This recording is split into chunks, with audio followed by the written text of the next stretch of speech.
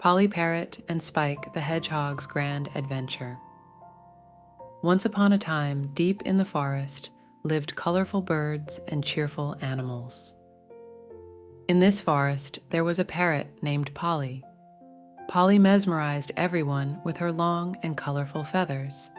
And by her side, there was Spike the Hedgehog. Spike was known for his spiky quills, but he was truly a sincere friend.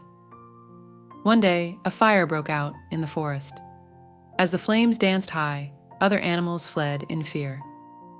But Polly and Spike acted bravely.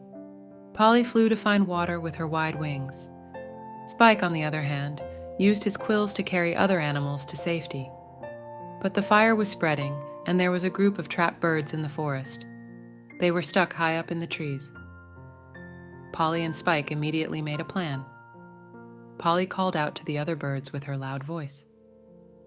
Spike used his quills to clear a path and moved the birds to safety.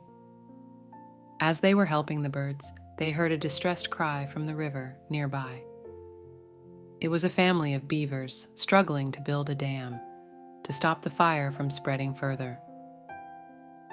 Without hesitation, Polly and Spike rushed to their aid.